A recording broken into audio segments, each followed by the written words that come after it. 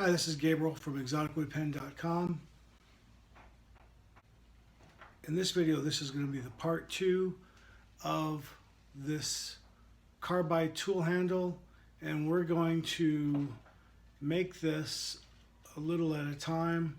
This is a poplar base, poplar dowel, and carbon fiber over the top. I used a 1-inch carbon fiber sleeve that I got from Solar Composites.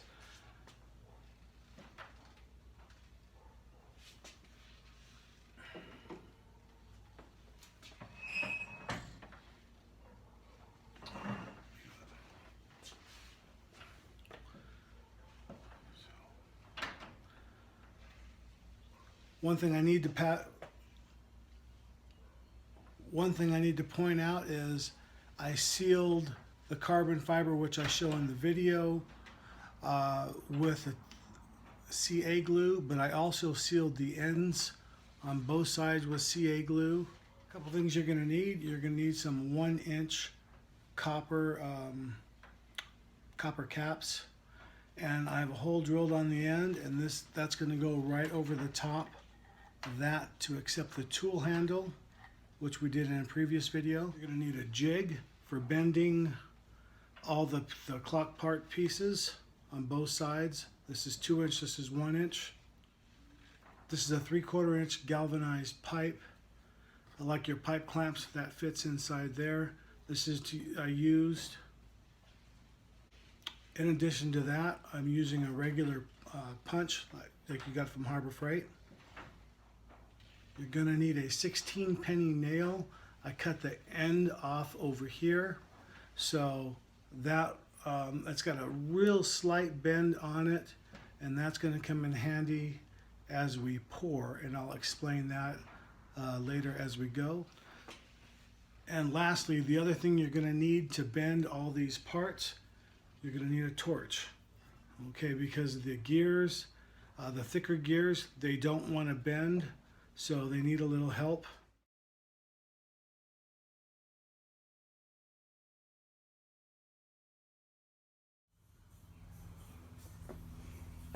Okay. This is a piece of 1-inch PVC. I'm going to put the PVC inside the hole first, inside here. It's not going to grab the PVC like it would the plastic, it's not going to grab the plastic like it would the wood. And then I'll back that back out. And then reinsert the wood. Just trying to open it up and feed it on is the issue. Okay, so I got enough fed on. Probably going to go a little bit more, just because. So I'm going to back that off just by pulling it on the back side of the handle.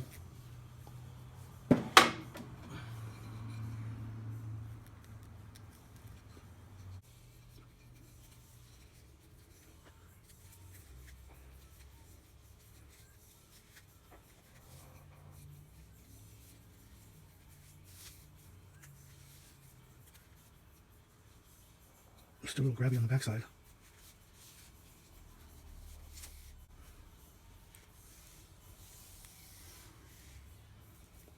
I'm going to leave a little bit on the back so I can grab that with some clamps. And same here on the other side.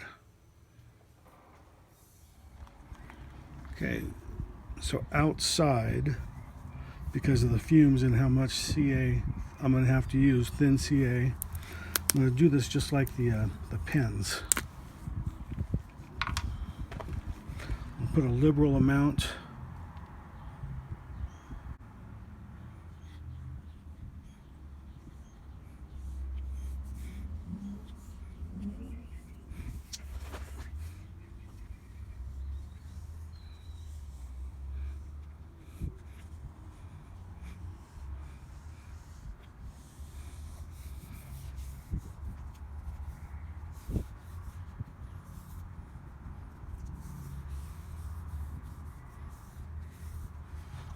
Okay, that looks pretty good.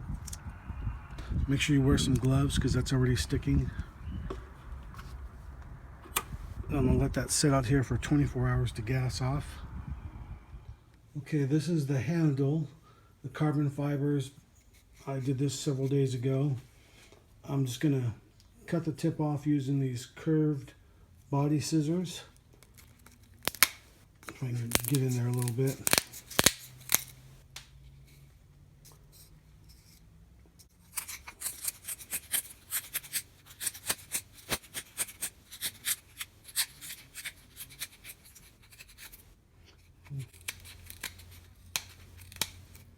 These things do a really good job of getting you right to the edge of your material. The other side.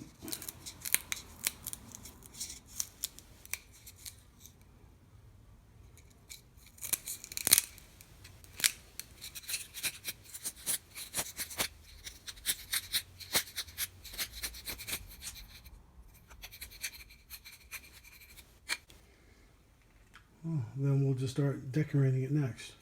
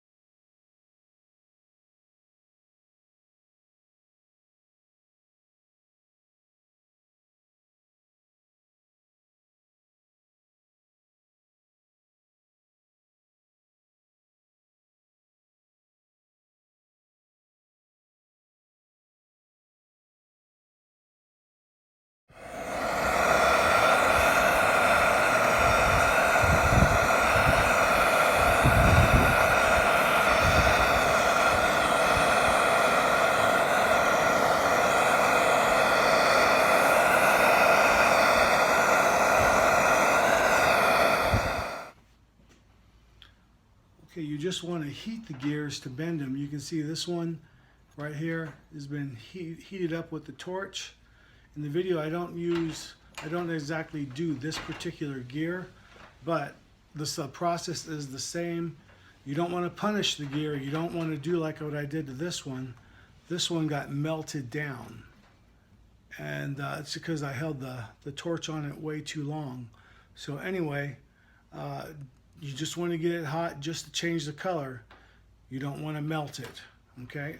And then lastly, we're going to take it and we're going to buff this out so we can get the color and the shine right back up.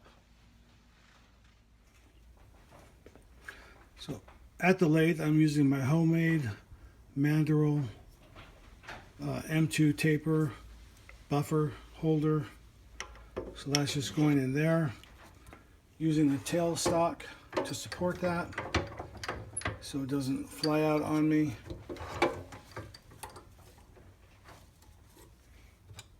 Getting my safety glasses, of course. The process is simple.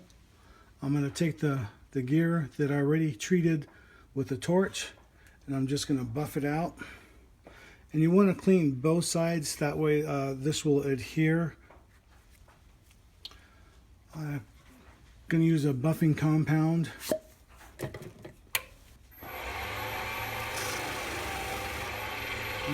it up a little bit more.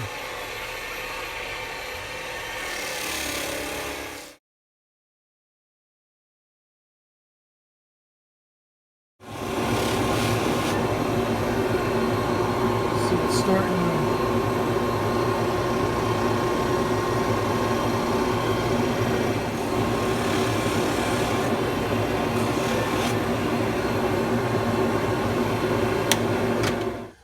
Okay, so that is the polished gear. You can see one side and the other side's a little bit dirty, so I'm going to polish that one off camera, but I'll use that on the next piece. So starting with a 2-inch,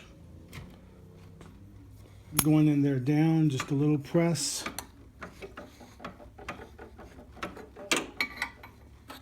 It also helps to have a little screwdriver just in case the teeth get caught. So that's pretty much about all of the bend you're going to get on the large side. So I'm going to switch over to the punch and into the 1-inch side.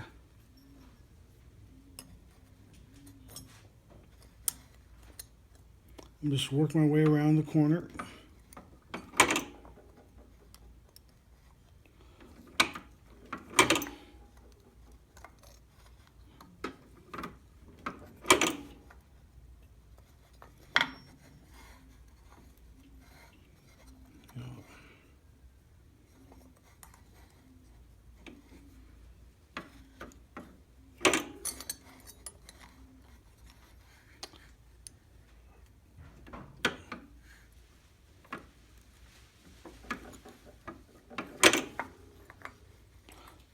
So if you've bent gears before, you pretty much get the gist of the whole thing. And now I'm going to go back to the large pipe just to straighten it out a bit. A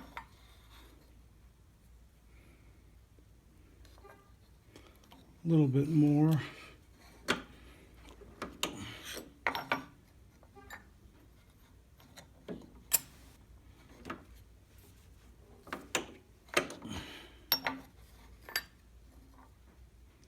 So that's it.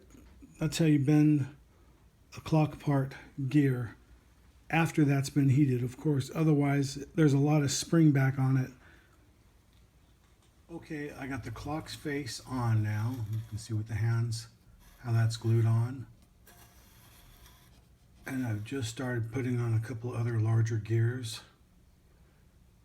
And the process is pretty repetitive. You can see all my little parts that I have right here on the bottom. And it's easier just to put it right underneath, so if I drop it, I can pick it right back up and catch it, and I don't lose it. Don't lose it under the body of the lathe.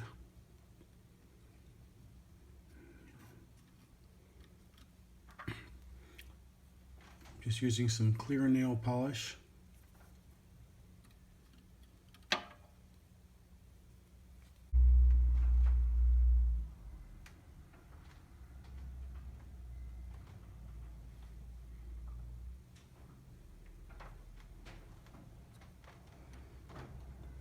Right there looks good.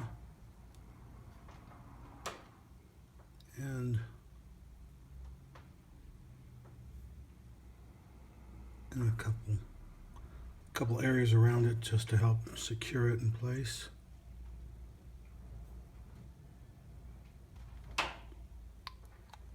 And then I'll just continue doing that.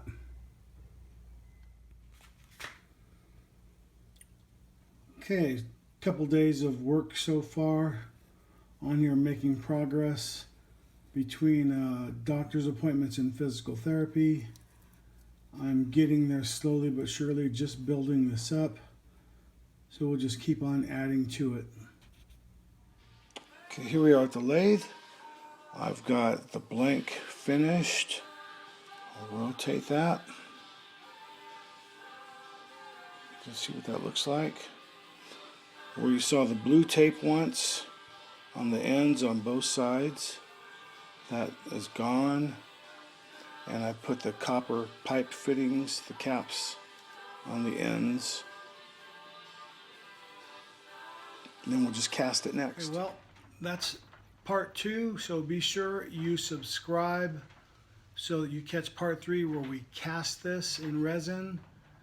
And hopefully everything comes out all right. I'm using Alumilite, and hopefully all goes well.